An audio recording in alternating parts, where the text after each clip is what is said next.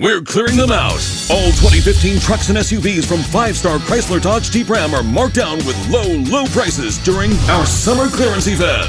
2015 Ram Quad Cab with Hemi, just $24,900. 2015 Ram Crew Cab with Hemi, just $27,900. 2015 Ram Heavy Duties, $10,000 off. And remember, we'll buy your car even if you don't buy one from us. Visit drive5star.com. We're 5-star Chrysler Dodge Jeep Ram. Experience the difference. Megan and Warner Robbins. Drive5star.com. Right now, joined in the restaurant here live, a good friend of mine. I've known these people for a long time, been around racing for a long time, and I know that she has a whole lot of insight, and I'm sure that she shares the sentiments and the feelings of a lot of racing wives and racing mothers. We're joined right now from Cochran, Georgia, by a good friend, also a racing wife and mother, Ms. Pam Herrington. Pam, how are you tonight? I'm good. How are you? We're good. It's good to have you. Now, Pam, I know that a lot of people down in our area, not just around Cochran, but even around East Alabama Motor Speedway and all of these tracks that are within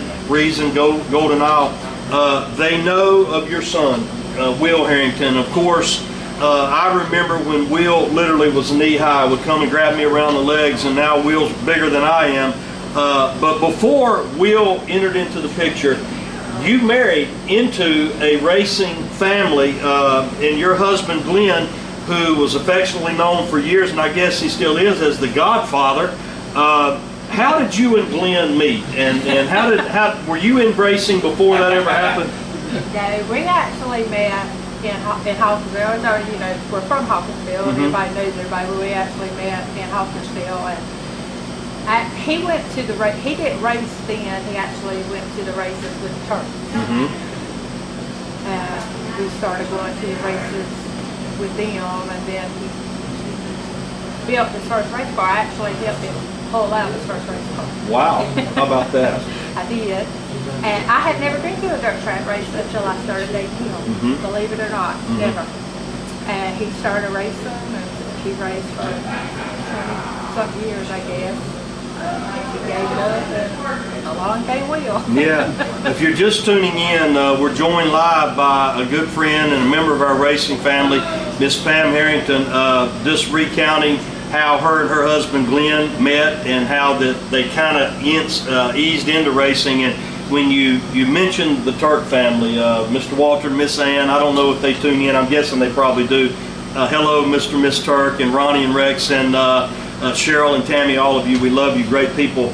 That was a sure enough racing family there. Oh, yes. And I still miss seeing them out there. I mean, they come every week, but out on the racetrack, that 17 car, and so many people drove that race car. But Pam, I guess one of the things that I would like to know, and I know a lot of people talk to me about this as an announcer, and people that find out I work at the racetrack, they're like, oh my goodness, I could never ever go out there and watch my husband or my son or somebody.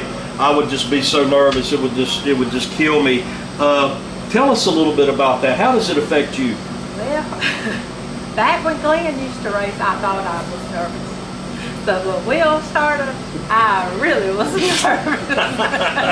Actually, his first year of racing, they used to pick on me and tell me they would go by and then put one of those old-timey phone booths and stick me in it because I would just get so nervous. And just, I don't know if y'all ever watched me when he races, but I can't be still and I have to have my space. Yeah. I actually remember well when Will started. It was incredible. And you know, talking about from a mother's perspective, we've got a brand new division that we've introduced this year, actually just a few months ago at Cochran, called the Junior Enduros. And matter of fact, one of the drivers, Will Fordham, his sister's here with us, and Morgan's going to be talking to us a little bit about that. It'll be interesting to see what it's like from a daughter and a sister standpoint. But how do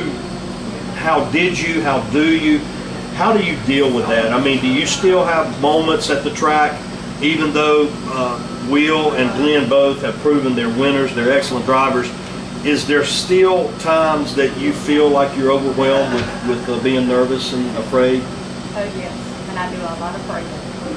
I pray I couldn't tell you how many times on Saturday night before he gets out there and when he's out there. I do a lot of praying. Well, you know, I can tell you that your family is so much a part of our racing family at Cochran, and pretty much, you know, wherever you guys go, everybody knew Glenn. I remember watching Glenn when Glenn drove the 99 car, and I mean, Glenn was a grinder on the racetrack too, and he was a winner as well. Now, when you realized that this was something that was not going to be just a kind of a hobby, we'll do this for a year or two and then we're going to kind of back off, we'll get a boat, we'll go to the lake, we'll do this, we'll get into this and that, did you kind of just follow along with the flow, or did you offer any resistance, or how did that work out? I just went along with it. I mean, with Glenn, I mean, because I knew that's where his heart was. I always supported him. And then when they first approached me about Will, because, you know, he was 12, I was a little apprehensive, but, you know, once he got out there and I saw that he could handle his own, I mean, you know, he's always had my full support. And I have never missed a race. Yeah. So we've never. I missed a few with Glenn, you know, when Will was little and all, but Will, I've never missed a race. Yeah, absolutely.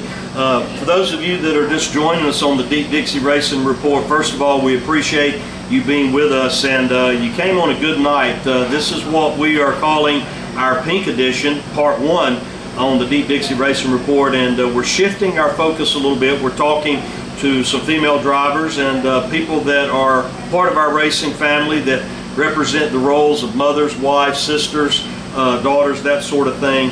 And we're joined live right now by Miss Pam Herrington.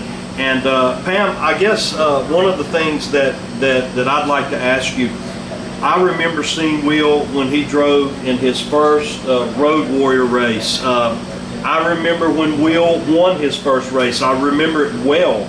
And then I watched Will kind of climb up through the ranks, and in my mind, now of course you being his mother, I'm sure you remember every detailed step, but it's almost like a blur. It's almost like Will was little Will, he got in a Road Warrior, and then overnight he was in a late model and he was winning. Was the pressure, or is the dynamic of the racing, whether it be the excitement, the fear, the nervousness, how does it differ from a Road Warrior car versus a late model when you're out there starting alongside, say, Shane Clanton or Keith Edge or one of these other guys, Ronnie Johnson? Well, you know, when he started in Road Warrior, he was 12 and he was having to race against grown men, so you know that was pretty intimidating. But he did good. I think he won like 8 races that year, his first year. And then when he moved up to late model, yeah, I was very nervous, but I think his first late model race, he ended up finishing 4th.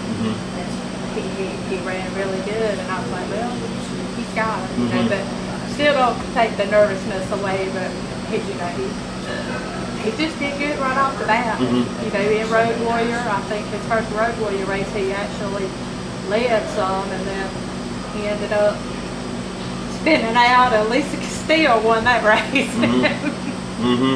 So, and, you know, he just did good right from the start. Right. If you're just tuning in, we're joined live right now with Miss Pam Herrington. Not only is she the wife of Glenn Herrington, but the mother of Will Herrington. And Will has won a points championship at Cochran. He is always a threat everywhere he goes. As a matter of fact, you heard us talking about the big Labor Day weekend coming up, $10,000 to win. That race was originally supposed to be run on Independence Day weekend, and the rain got us on Saturday.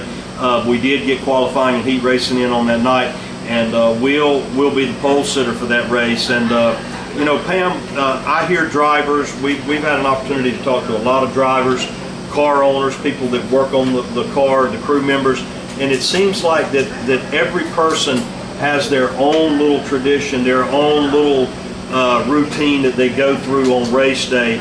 As a wife and as a mother, let's just say on a normal weekend, say at Cochran, starting out Saturday morning, walk us through your day on a race day. Well, it depends on if Glenn has to work that day. A lot of times if Glenn has to work, I go to the shop. Not that I do a whole lot, but you know, I go help out what I can.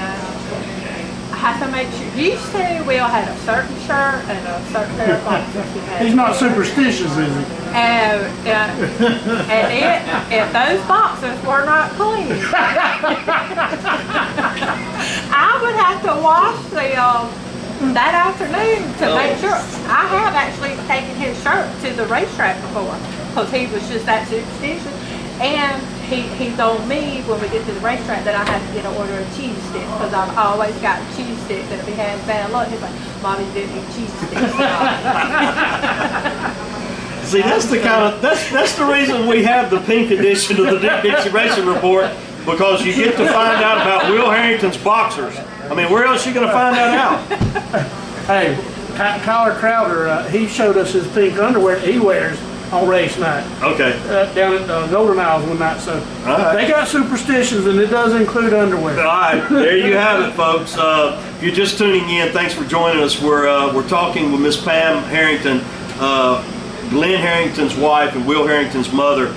Shifting gears here just a moment, Pam, before I let you get out of here. A lot of people know your family primarily as racers, and rightfully so. I mean, there are people that I know from other tracks in different parts of the state or even the southeast that I know them on a pretty good level, but I know them as racers. Now, because we are local and we are friends, I know you guys as more than racers. You guys are more than friends, more than racers. You're my friends. One of the things that I noticed early on about your son, and like I said, we've all known Will. It's still hard to not call him Little Will, but we've all known Will since he was really a child, a toddler, and we've seen him grow up. And one of the things I remember early on about Will was he was such a loving child, and even to this day, as a matter of fact, when Will walked into the restaurant tonight, Dale and I were already here. First thing Will did was come over there and give me a big hug. That's the way he is. And a few years ago, I'm not sure how long it's been, 2-3 years ago, Will came to me one night, said he had gotten saved and that he wanted to be baptized. And to this day, one of the greatest honors of my ministry, and to God be the glory, I'm the least among us, but I've had an opportunity to preach in a lot of places and get to meet a lot of cool people. But on the banks of the river down there, and we baptized your son, and I was thinking, I didn't want to say anything about it because this was kind of a personal thing, a family thing, so I kind of kept it hush hush. I rolled up at the landing and there was probably 60 people there at least. From a standpoint as a mother, racing aside, how does it feel to know that you've had a son that's turned out as good as Will has? It's wonderful. And the day that you baptized him, that was the happiest day. No win a race could ever compare to. Absolutely. I mean, it just couldn't. I agree. And that day that you baptized him, if I recall, there was another young guy. You're right. That came, that witnessed Will, and he asked you to baptize him. You know what? I'm glad you brought that up. That's exactly right. I was about to come out the water, and somebody come and approach me, and I said, well, while everybody's here, we got the water, we got somebody, let's do it. And you're right. And that was absolutely what I'm talking about. You got to have, there's something about a personality that draws people, and because of what happened that day, and I am certain that morning when that man decided to go to the river, I don't think he ever dreamed in a million years he'd be getting baptized, but he did that day. Very cool. I'm glad you remembered that. These folks, I will tell you, they're a major part of our racing family down in Cochran, and not only just the racing, but God has allowed us to cross paths. Actually, Will's great-granddad and Will's grandfather, or Glenn's grandfather, was one of my hospice patients, and got to visit with him, and again got to be a part of your family. And Pam, you guys have always had what I would say is an excellent spirit. You know, I know that racing is a tough game. Things don't always go your way, and there's times when things get heated and stuff like that. But you guys, you know, you're not perfect. I'm not perfect. Nobody is. But you guys handle yourself well around the track, and we appreciate that. Any parting words before we let you get out of here? Not that I can think of. Just thank you for having me. Well, we're glad to be here, and I'm going to tell you something. It's almost kind of cute and laughable to me because Pam was nervous, and I'm going to tell you something. There's never a time that I do this that I don't get nervous. I'm serious. I do, man. It's nerve-wracking, but you did a great job, Pam, and I love your honesty and just getting up here and just saying it from your heart. And ladies and gentlemen, if you ever get an opportunity to meet these folks outside of the racing, Pam and Glenn, some great people, their son Will, you'll have an opportunity, I'm sure, to cross paths with them. And Brian Hester's wanting to come up here, and I think Brian is wanting to do some freestyle rapping is what he said. I don't know if we got time for that, Brian. I got my turn. All right, chew your food up. Oreo Delight, and how many bowls and how many foot tubs are you bringing to the state race? And one of them's for me. Are you bringing? Okay, I'll bring you one, Michael Davis one, and Tina Nico one. So that's 3 right there I know of. All right. All right, what's that called? Oreo Delight. Oreo Delight. I've heard people fight over it before. Oh, yeah. So I might have to make 4, hadn't I? Make some extra, man. We don't want somebody to get beat down over an Oreo now. All right, now. Pam, we really do appreciate it. Thank you for being Thank here. you. God bless you. And race fans, if you get a chance to meet this lady at the racetrack, do it. I promise you, you'll enjoy your conversation with her, her and her husband, Glenn. And I'm going to tell you something, without going into a lot of detail, these are solid, resilient people. I know personally because I've been their friend. They have been through a lot of hardships, and they remain upbeat. They remain happy people, and great people to be around at the racetrack. Man, this is a lot of fun, Dale.